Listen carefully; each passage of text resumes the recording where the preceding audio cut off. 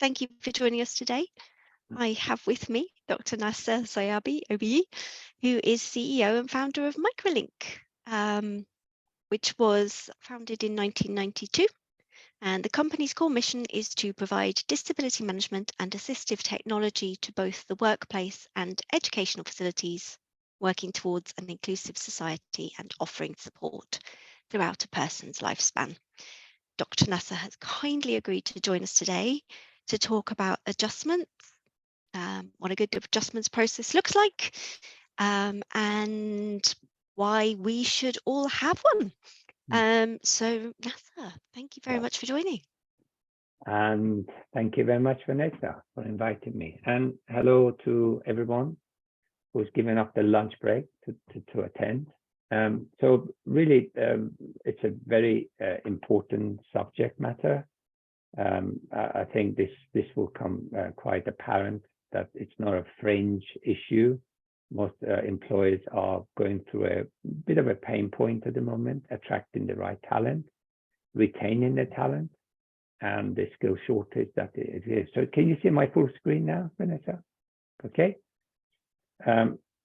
So for us to really look at this, do we need to be worried about or concerned about disability? It is such a big issue.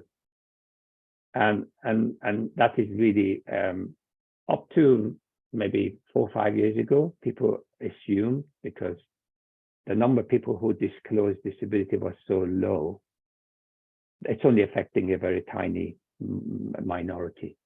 The more and more data is coming out, particularly with the raised awareness about neurodiversity. We're now finding that at least 1 in 5 of the workforce have conditions which by legal definition are disability. And disability is protected under protected characteristics. So it's protected by the law, Equalities Act 2010. It's also similar to other countries as well.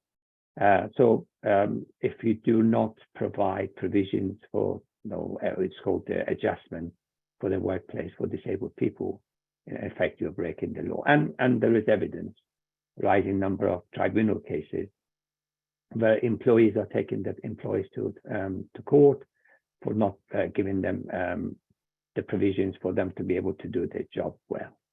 And that being said, aging population is also adding to that number. Every year, 3% of the working population are developing disabilities, the condition. And according to government official data, nearly 12 million working adults are living and working with disability. So that's a huge number to ignore. So the definition of disability is any condition, long-term, in the UK definition, is more than 12 months, that has a significant impact on your day-to-day activities. So if you have dyslexia, autism, hearing loss, vision loss, sensory and mobility problems, then that means the employers have to take measures in order to remove barriers in the workplace. And those barriers would have been created unintentionally because of the way the workplaces were designed, whether it's to do with written communication, whether it's to do with not giving access to wheelchair users, or whether to do when you have meetings not to cater for people with hearing loss.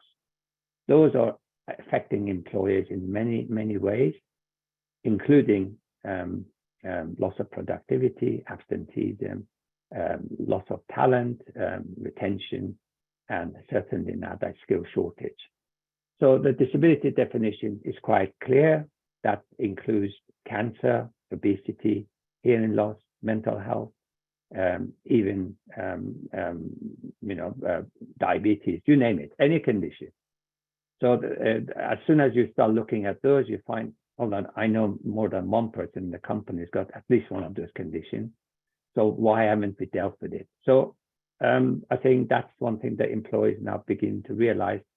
If we are not acknowledging it, it means we're not dealing with the condition, with the situation. It means we are losing productivity. So we should be looking at that. So more and more employees are now coming around saying, okay, what is it we can do about it?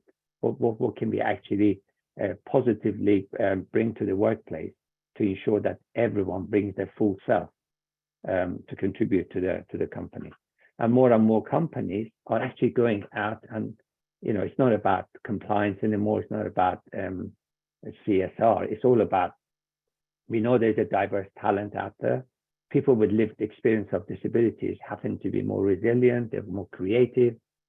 How do we attract them to bring them into our company and to make sure that they give us the edge over our competition? So the business interest, as I mentioned in the past maybe 5 years, is accelerating. It's really very much initially started with D&I. D&I agenda has been fairly well recognized that the more diverse the company is, the more productive, more profitable the companies become.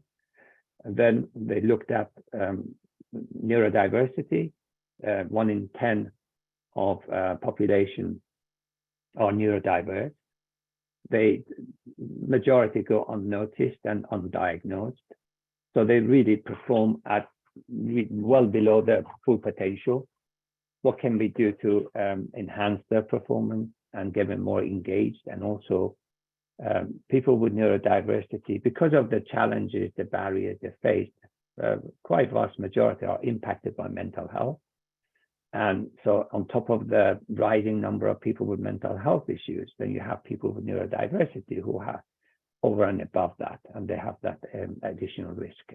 So dealing with the core cause of the problem, you might find that actually helps the employees' mental health as well. Productivity, I mentioned. We've done several large case studies with thousands of people. Employees who get the adjustment. So when I mention adjustment, these are series of interventions that could involve very basic equipment or software with additional support and training, but they're not very expensive. These are very much like, what is it you can't do? We find a solution so you can do your work. So we essentially doing an initial assessment of a person's job function, the impact of their condition on their job, what they struggle with, and then we come up with a set of recommendations, and those recommendations are fairly low cost interventions.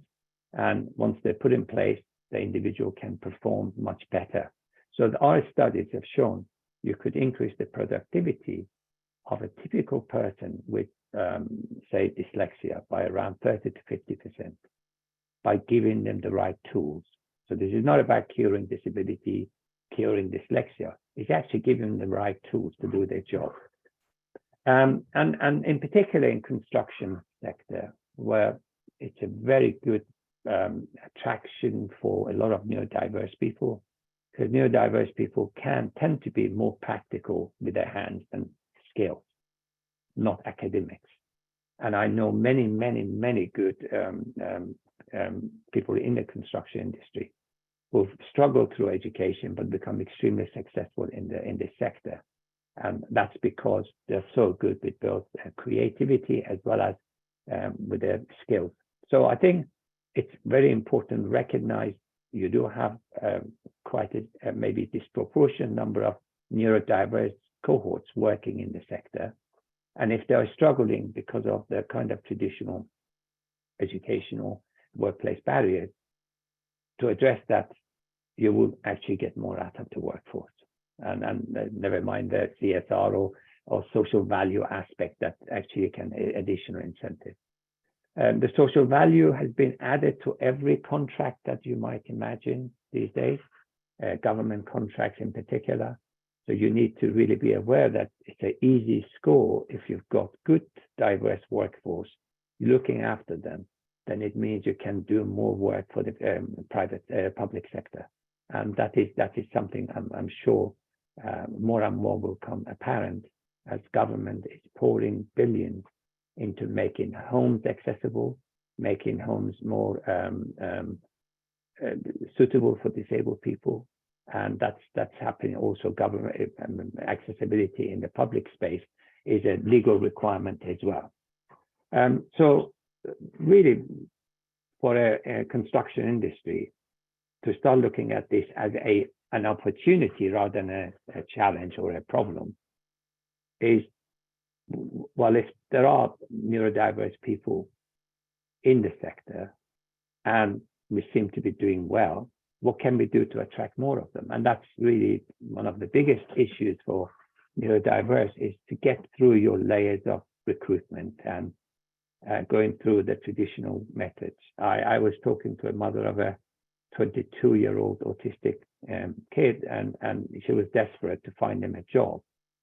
After speaking to the lad, it turns out he loved working in buildings, working in construction, working in skills, but he didn't know how to go and find a job. There's no place he could go looking for an advert saying, we are looking for this kind of a skill, and if you're neurodiverse, even better. So that's one thing that the industry needs to look at. How do you attract the talent? How do you advertise? And how do you make the industry attractive to people who are loyal and will work hard? So that's one thing that's really easily done by looking at how you really appeal your industry to new talent. Accessibility, as I mentioned, is a legal requirement. If you have a building which is not accessible, especially in public space, then you're liable to be sued. So here's an opportunity for industry to go and have a look at how you could do things better. There is set rules and standards that you could stick to, and we certainly are getting a lot of our clients asking for our services to go and remediate buildings where this accessibility wasn't designed and built, also designing new build with accessibility in mind. And that's actually gaining a lot of traction. So that's another opportunity for the sector to look at this issue much closer and treat it more seriously. And obviously, you've got, in this industry, a lot of your customers are public sector. And absolutely all of them would desperately need that remediation done. What can the industry do to rise to the challenge and make it available as a default standard to everyone, not just public sector? And that's something that I'm sure there'll be a financial return in it, but at the same time, it's an area where you could start training, recruiting and training neurodiverse talent to do that part for you, because they'll be great in doing this sort of work. And social housing, as I mentioned, I know that the shadow government, I spoke to one of the shadow ministers, and they had £700 million earmarked for making social housing accessible to disabled people and old people. That's a lot of money is going to come into the calculation. So I think it's about time that the industry looked at the disability and inclusion and the accessibility quite seriously. Well, there are lots of help out there that you could bring in to support the industry, the sector, and above all, we have a scheme called Access to Work. This will provide all the additional support individuals would require over and above what the employers should give. So it's a government-funded scheme.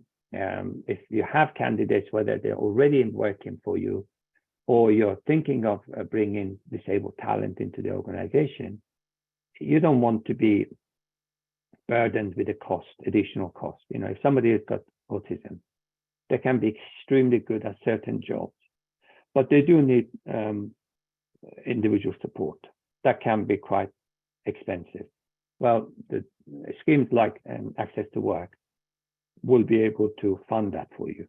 As soon as you appoint someone for the job, once you apply, they will bring the additional support, cost, everything done. So the employer is not really burdened with it. There is also a huge initiative going on currently, a review and as a kind of a campaign to get to reduce half the employment gap for autistic people. Now, if you know about the condition, I'm sure everyone would have at least have come to contact a member of the family, a friend, or someone in a close circle that is autistic, or a son or a child who is autistic. It can be quite exceptionally excluding people from society, from employment. and the cost to the taxpayers is absolutely astronomical. I know that one autistic person being sent to a special place to be looked after will cost around £300,000–400,000 a year. So what better way to help those people by giving them employment, which they would absolutely love to have and to do, except as I said, they need extra support, which can be provided by government. So here, really the building industry, the construction industry will have such an important role to play, because most of these people will tend to look at skill-based profession rather than education. The health support program is another scheme the government recently introduced, where the Chancellor has set aside £4,000 per person, up to 50,000 people on long-term economically inactive citizens, to bring them back to work. Now, I know the construction industry is actually on the rise. That's what the recent GDP figures showed, that the economy grew because of it, or at least didn't shrink as fast.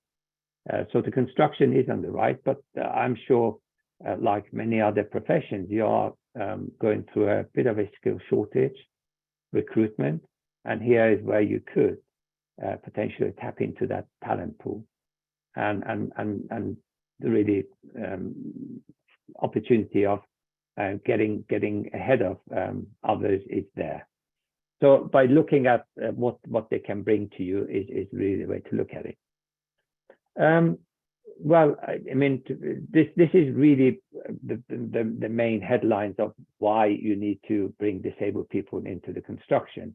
How to do it is something that we should certainly engage with the individual organizations, because everyone has a particular unique challenge when it comes to disability.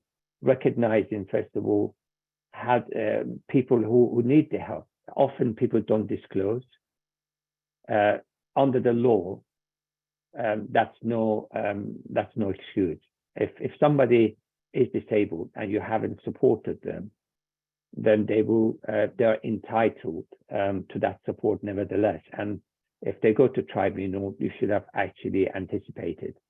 But the issue is not about being caught by the legal and kind of a traps. Is to invite people to come to you and tell you what they struggle with, rather than if they are disabled. Most people who are disabled don't actually know themselves they're disabled. Like somebody who is dyslexic, they've always had this issue, but they couldn't explain why. People with autism have had this issue, they live with it for a long time. Those who manage to survive and get through the systems, they will come out of it with the scars, long-term scars, psychological ones. There was just a report in the past week I saw that 41% of students committing suicide have autism traits in them, which is quite worrying. So the first point is engaging with your workforce, inviting them to come and tell you if they're struggling doing their job for a reason. Line managers raising the issue about certain person being underperforming, to try to inquire why that is. Then you'll discover there is an underlying disability that they may not have been aware of, or they may be, but they don't want to tell you because they just don't feel you're going to help them. So I think that's one way of actually getting more people. The second area is to really look at your apprenticeship programs. You must have, the industry should have quite a good, rich pipeline of apprenticeships and internships. Often, not all of them, but quite a significant number of apprentices have disabilities. That's why academically they've not done well. Look at your training, look at your mentoring, look at the way you onboard these. And again, you'll find that there are lots of disabled talent, neurodiverse talent, that you could help to try to make sure that they get to the level they need to be, and they can certainly give you the return on investment. And going further is really look at your the actual line managers. Do they know how to harness the best out of neurodiverse people. Training your managers to recognize and to tackle those kind of disabilities that are impacting is a one way of actually getting the organization to be much more efficient, much more productive, much more engaging. And that's what every industry needs to do in order to succeed. So our kind of ask is to start questioning if somebody is not able to perform their task to the level you want them to, is not look at the person's capabilities, it's look at the struggle. And you will often find there is a really simple explanation, and that simple explanation could be put right by early intervention. And really the next step for us is what is stopping construction industry doing it? What are they struggling with in terms of information, education, or even not guidance from the government or from charities? I think that level of things should come right from the top. Organization, senior execs who really champion this. It should not be left to maybe a D&I or a HR department. This is far more serious than to actually leave it to a small groups to do that. If the senior execs do recognize that the business will benefit from a diverse workforce, in particular people with neurodiversity, then they should have an objective, a goal, so that they can increase the talent pool, the workforce by a particular percentage, or they should look at actually seeing how many people will come and disclose. And both of those will require a campaign, marketing, as well as provisions. You can't just declare something and have an intent but not follow up. And I think that these are the two areas where the organization should very much be on board and try to help the society as well as themselves, because it's a problem that is affecting everyone. I believe that's really a very good kind of a place to stop and give chance if you have any questions. That's the one I'll be talking at people. Any questions? I have a question just while people are having a think, if that's all right. Of course. I was wondering if you could speak a little just about the Great Adjustments survey, the Great Workplace Adjustment Survey, and what was done and what the key findings were. Of course. Or where people can find it. Well, it's still work in progress. We haven't finished it yet. It's been done by Business Disability Forum. And we've done thousands of people to give us their experience. It is still showing a vast majority of workforce are not getting the adjustment. They don't know where to go to ask for it. And those who are asking are not getting the solutions quickly enough. And one of the sad facts about this kind of intervention, access to work, which is basically the flagship for the government, it's been struggling to keep up. And there is a waiting list of about 3 to 4 months when you apply. So that's one area that needs a significant improvement. God knows how they will manage if they want to increase the work, the kind of volume by about 400%, because of what they want to do with getting another 50,000 people to join the workforce. So there is an issue there. There's a bottleneck. The second part we discovered, anecdotally, a lot of the students graduating from university who've had support at university through a scheme called Disabled Student Allowance. So these graduates coming at the workplace are not disclosing their disabilities, vast majority. We're talking about maybe 80%. And that's also concerning. Why aren't they doing it? One, it could be because they are not sure who to talk to or what to disclose, just in case they don't get the job. And secondly, the adjustments that they get in education are not directly transferable to workplace. And that needs to be addressed as well. So there's got to be a transitioning program, which we think we should work with universities to do that, because a lot of the dyslexic graduates, they go to employment, they expect to be given one-to-one every week, and also giving them extra time to do the task. It doesn't work that way in the workplace. So we've got to be very, very. So these are the kind of issues we were looking at. And it's by general, it's saying that there is more and more awareness of reasonable adjustment, but not everyone is able to do it, and people don't know where to begin. That's why with Microlink has been supporting tens of companies, big multinational companies, to try to bring a program for them, which is kind of fully managed, but we're also able to help those organizations to fill in the gaps they've got. They might have something, but not fully working. So we come in and help them to build a system that allows every individual who needs the help to get the support very quickly. Thanks. So we have a question from an attendee who says, do you have any tips on how to raise an adjustment with your line manager when you have already been in a role for some time? Well, that's actually as good a time as ever, because if you've managed to do your work up to now, it's come probably at a cost to you, because you have to work twice as hard as anybody else to keep up.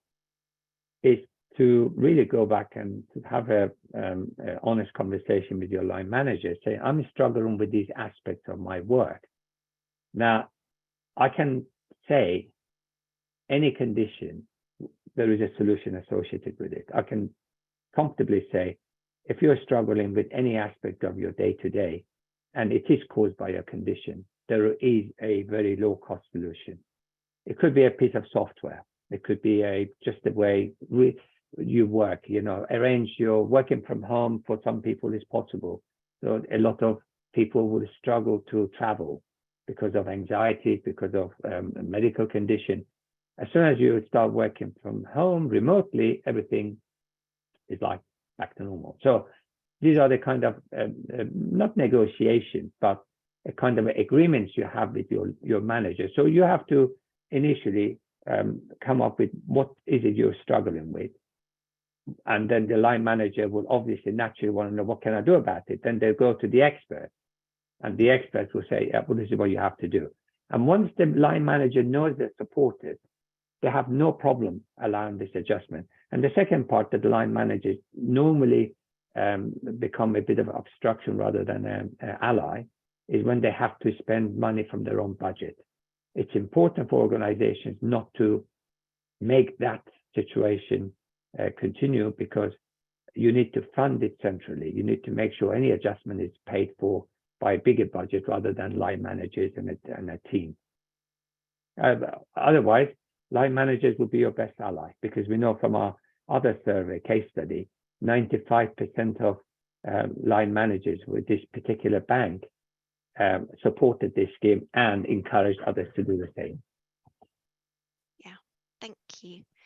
We have another question in the chat, which is access to work at the moment have a really big waiting list, as you know, a very long waiting period. What can we do to support employees while we wait? Well, very good question. And it's a bit sad, because it could be life-changing. So we offer our service is actually kind of an end-to-end support. So for people who need immediate support, what Access to Work does is offer you an assessment for free. And then on the back of that, they will recommend equipment and other services that then Access to Work will pay for. Now, the equipment, but the employers, depending on the size, will have to contribute up to £1,000 towards that equipment. With our work we've done over the years, we know that most of the intervention, vast majority, more than 80% maybe, fall below the £1,000. So you don't really need to use Access to Work, because you want to save money on buying the kind of software and equipment and the training. Access to Work is extremely useful for people who have recurring costs, like support workers, like BSL support. For those, you should really carry on waiting until you get the access to work approval. It takes 3-4 months, but it's worth doing it. For anything other, essentially, we help people to have that solution very quickly at a very, as I said, low cost. It's not really significant. If it was significant, we would say, okay, well, you can have certain things right now which you pay for. And then for the rest of it, you could go to access to work and wait for it and get those. So, but meanwhile, you can actually carry on operating. So there is an option to talk to us, but do you kind of a ad hoc adjustment, which is including supply of equipment as well as the assessment. But that for organizations, large organizations, I think probably all but very few have stopped using access to work because one, the cost justification is not there. The 80% plus don't even get to £1,000.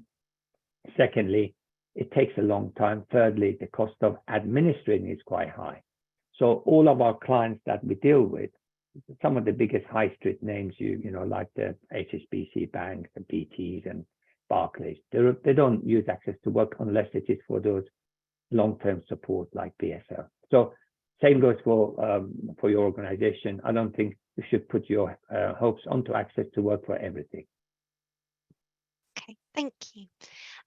I have another one for you, if I may. And that is, I think one of the biggest barriers I see within our industry, and one of the main reasons behind AbilityRE as an organization, is that a lot of people, as you touched on earlier, are afraid or reluctant to speak up about a condition or a diagnosis or something that they find challenging, because there is still a lot of stigma attached, and they're worried about sort of career impacts and things like that. What can we as an industry do to make it so that people feel that they can be open with their employer, with their line manager, and get the support that will really enable them to succeed? Absolutely. That is a great question and a very timely one. Traditionally, disability has always been seen as a negative, a liability, a burden, somebody who can't do things. More and more people realize that people have superpowers in other areas if they can't do something. So if you look at neurodiverse cohorts, dyslexics, very creative, very visual, but terrible in communicating written English, right? So, and sometimes they just need bare minimum written English in order to do their job. You know, a surveyor or even an architect, they really paid for their great mind, not for how skillful they are in writing an essay. So the skills that they're missing, you can fulfill that very easily with tools like, you know, you've got Grammarly, which is how it sorts your grammar. You've got Textile, you've got Dragon, it's voice to text. These are all the tools that traditionally wasn't available or was available, but not many people knew about it. But it's really entered our daily lives. You know, if you say voice recognition on your phone, you've got Siri, you've got Echo. All these have come in and it's become a consumer product. So the more of these technologies entering the workplace, so you can remove those barriers that people were facing before, and those weaknesses suddenly no longer there. All it's left is their strength. So I think the employers would want to know what they can do to make you better than what you are. Every employer wants to do that. That's the conversation you should be having, not to say, I've got a problem with dyslexia. I am actually dyslexic, and I'm bringing a lot more to you if you allow me. But give me the right tools, the right environment, the right support, you can get a lot more out of me. And that's the kind of a conversation employees would love to hear. And I've not seen any employer who will push back and say, oh, well, you're dyslexic, I'm going to get rid of you. They would just start wondering, okay, what else could you have done for me that you haven't? And that's where you would actually start feeling the love from the employers. Because I know there are very, very good architects and people, surveyors that who are dyslexic, they struggled with education, now very successful and employing a lot of people themselves. Yeah. Fantastic. Thank you so much. Okay. Just quickly, if there are any further questions for Dr. Nasser, please do put them in the Q&A.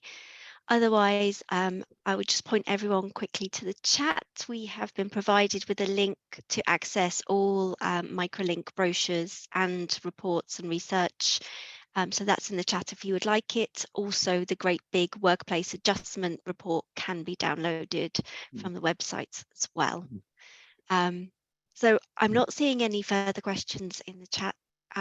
I would like to say thank you very much to Dr. Nasser Siabi for joining us today and talking to us a little bit about adjustment. I have a question. Ooh. So if somebody is looking for a job and they really think they are talented enough, how do they go about really reaching out to the construction sector saying, I am autistic, but I love working. I want the work experience. I want to work. Is there a place you advertise yourself to open yourself for disabled community where we can come to? That is a really good point, and it's a really big challenge because I think a lot of the real estate, construction, facilities, all of the built environment as a whole, they tend to recruit from quite fixed places, and this is I have to say it's a big bugbear of mine on a personal level, that we have a lot of people talking about a restriction in talent pipeline. They can't get the right people, but they tend to go to the same few universities for their graduates because the courses are accredited, and they tend to advertise predominantly on, say, LinkedIn or other professional platforms for more experienced roles. And I think part of what we need to do is actually improve the awareness of the industry as a whole and the careers that are here, because they are so wide and varied, and also improve where we are advertising those roles. And one of the things that I'd really like to see is people advertising even in things like the job centres or via, I know some of the supported employee programs, you can put it via them and they will find you the right people. I'd really love to see more of that in the industry. But at the moment, there are no guidelines from any of the governing bodies about where you should go. And I think it's only if you're going for a disability confidence standard that one of the things is inclusive recruitment, which is it's so key. And the more the war on talent grows and the more we need to recruit a whole diverse profile of people, the more important it's going to be. So it is something I'm very passionate about. Well, assistive technology would certainly be amazingly helpful to the industry. For example, one of the things we have for people with hearing loss is these are AR glasses, like a virtual reality glasses, just normal, like a normal sunglasses with captioning built in. So it's got microphone, so you can speak to another person. Everything the person says is captioned inside the glass. And what's more fascinating, which is ideal for construction industry, is for people who are multilingual and you want to communicate in other languages. It can translate live up to 30 languages. So can you just imagine the potential? You've got all these workers from different countries. You want to communicate. You can do that as well as dealing with someone with a hearing loss. So that's one potential. And people who are dyslexic, and there's a lot of them, there is a problem with people's retina where dyslexic people tend to have two images of the main image plus the mirror image superimposed on top of each other, and the brain can't filter it out. That's why they see characters walk on the page, or the B and D look on top of each other. There's this glasses invented in France called LexiLens. You wear it like normal glasses. You start immediately reading like a typical person. These are some of technologies that really now become norm that you can use. So if you're struggling with those aspects, no longer need to worry about the stigma or the problem. Just go get those sorted, and hopefully you can actually start being fired up on your full talent potential and then achieve more. Anyway, that was my final outburst of information that hopefully be useful. That's incredible, though. I'm really impressed. I had no idea that that sort of thing was available. I mean, I use Dragon that you mentioned earlier, Yeah. and it's fantastic. I love it. It's been so helpful to me, and I'm not dyslexic. I actually have ADHD, Right. but it's really helpful for me to kind of get all my ideas out onto the page because my brain goes faster than my hands can. But glasses that give you the captions, that's incredible. Well, Anna will put the link Oh, to she the. already has. She's Oh, very, good. So very on it. efficient. Yeah. So Yeah. it's the kind of tools you're talking about, which is Mm. actually a super productivity tool that could be used by people who've got those conditions. You know, I mean, a lot of people in the construction industry will suffer from hearing loss because of the noisy environment they've worked in. Again, lots of solutions. If you don't want to wear, it depends on the level of the hearing loss. If you don't want to wear a hearing aid, we got these NeuroSense. This is a wristband, wears it, and it's got AI built in, and it will pick up the sound and use a vibration through your skin. It improves your hearing quite a bit, and also helps people with tinnitus. So these are really incredible. And another one which we've looked at, and it's really effective. People with musculoskeletal pain. As you know, you have aches and pains on the construction site. Yep. This device called NeuroCore will actually help to reduce pain incredibly fast without using medication. It's what ladies probably who have had children would know about. It's similar to a TENS machine, but it's a bioelectric device, and it's got different modes, and it helps to reduce inflammation, reduce pain. But these are technologies coming in to help medical matters, and without ever people having to try to go and see a doctor. So anyway, some of the small parts of the arsenal of weapons to try to overcome some of the issues people experience. That's Anyway, incredible. That so is you got absolutely. yeah, I mean, well, God, there's more. There's more. I know. I'm such a geek. Where are they all on your website? Can we go and hunt for all of these amazing inventions if we want to? Absolutely. And if you, Anna will give you some, but certainly we've got more coming. We're always experimenting with ways to try to find solutions that could get people into employment and keep them there. And obviously this NeuroCore, which I mentioned, would do the job of, I'm not saying it's a substitute for physiotherapy or chiropractor. You need those because if your medical condition dictates it, you might need medication. However, these devices would absolutely help you to manage the condition much better than if you didn't have it. So why not? We got, and this magic of captioning, you've seen it for yourself. Yes. Nobody's taking typing this. It's actually done automatically, and that engine is getting more and more accurate. That's the kind of a thing that you're getting spillover into the mainstream technologies, using the kind of things we used to use as a intervention for disabled people. We just had a little comment from Anna. She says the electrical pain relief device works. She said she uses it on her lower back and it's like magic, which I'm loving. I have used it for 3 years, and honestly, I used to do chiropractor sessions every 2 weeks because of my neck and shoulder injury I had, and lower back. And for the past 3 years, maybe I've been to him twice. Wow. Because when I go for a run, I used to get lower back pain. I don't anymore. And I play football. I come home. It used to be aching. Now I don't. So it is incredibly good. And it's a device which doesn't, for majority of people, it works off the box. People who need medical advice, if they've got pacemakers or any other special medical device. However, for most people, it's just a device. It's a retail product. You can buy that and use it straight away. And you'll see how quickly it works for you. That's fantastic.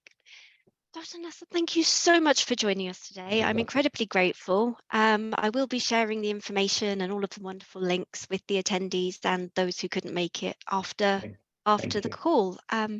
Thank you very much. And you're welcome. And if there's anyone out there who's looking for a 22-year-old autistic person who wants to get into construction in Hampshire region, please let me know. I will introduce you to that child, and he would love to. He's really, really bright kid. It's just that he wants to do something with his hands rather than, you know. Ah, right. I might be able to put you in touch with someone then. I've just Thank had you a very thought. much for I that, will Vanessa. send you a link. Thank you very much. That's really helpful. Okay, then. Thank you for everyone for attending. Yes, thank you very much. We will be Yeah. circulating the recording as well. Thank you. So thank you. Bye-bye. Bye.